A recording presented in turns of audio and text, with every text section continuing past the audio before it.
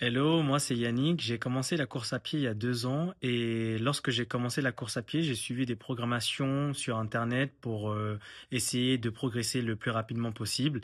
Et je me suis fait le syndrome de l'essuie-glace, donc le TFL au niveau du genou, la bandelette sur le côté.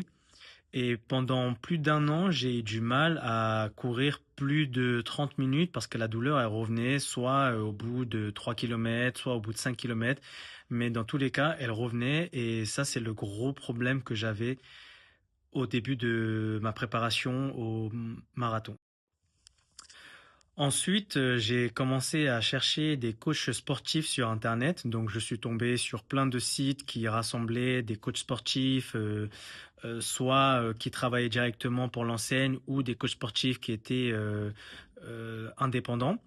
Et en faisant des recherches, je suis tombé sur la page Instagram de Lucas et j'ai vu qu'il était spécialisé dans la reprise de la course à pied pour toutes les personnes qui avaient subi une blessure auparavant. Et donc c'est pour cette raison que je l'ai contacté, que j'ai échangé avec lui et l'approche qu'il avait, qu'il m'a fait comprendre au téléphone et par message, était une approche que j'aimais beaucoup et dans laquelle je faisais confiance. Donc c'est pour cette raison que j'ai décidé de lui accorder ma confiance et on a ensemble préparé un marathon pendant 4 mois et demi. Ce que j'ai pensé de ma préparation de 4 mois et demi avec Lucas est qu'elle a été très bien structurée du début à la fin. Donc, lors de ma reprise, j'ai commencé avec des toutes petites sorties longues, des toutes petites sorties de running tout court. J'ai commencé avec des sorties de 10 minutes, 15 minutes et progressivement j'augmentais. Et lorsque je sentais une toute petite blessure qui était au-dessus de 3 sur 10 en termes de douleur, bah, on a adapté tout de suite mon programme. Ça m'est arrivé pendant 2 fois d'avoir senti une petite blessure lors de ma préparation. Et on a tout de suite adapté la semaine qui suivait. Et grâce à ça, je n'ai pas eu de douleur pendant les 4 mois de préparation.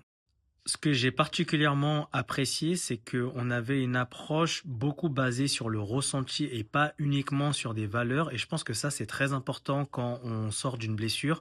On n'est pas là pour performer directement avec des allures très rapides et avec des chronos qui flattent notre ego. Donc, je pense que c'est ce qui m'a permis également de ne pas me blesser pendant ces 4 mois, c'est que je faisais énormément attention à mon ressenti, à ce que je pouvais ressentir en termes de douleur, en termes de cardio, en termes de d'aisance lors de la course. Et ça, c'est une approche que j'ai beaucoup aimée.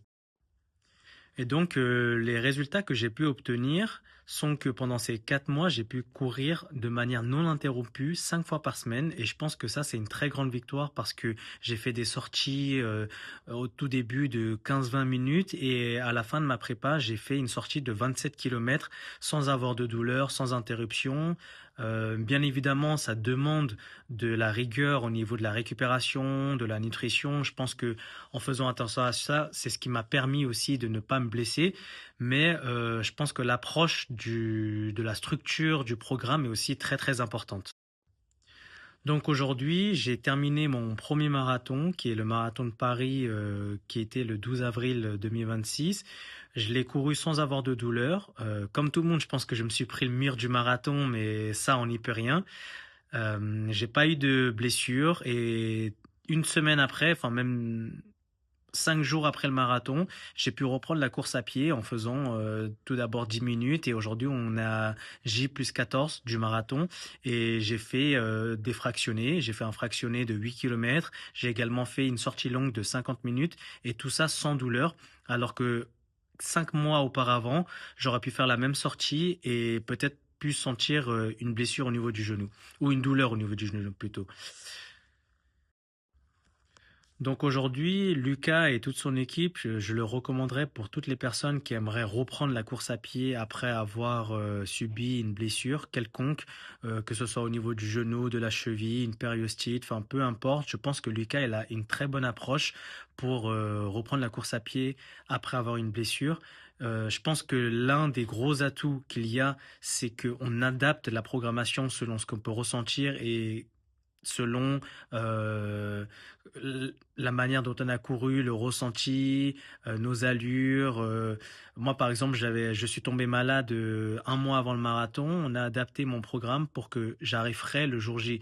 Et je pense que parfois, c'est important également d'avoir quelqu'un qui nous dise qu'il faut lâcher prise parce que pendant une préparation, on a envie de donner le meilleur forcément et on a envie de bien faire les choses. Sauf que parfois, bien faire les choses, c'est également savoir prendre du repos, savoir lâcher le pied de la pédale. Donc voilà, moi je recommanderais Lucas et toute son équipe Athletics à n'importe quelle personne qui aimerait reprendre la course à pied après avoir une blessure.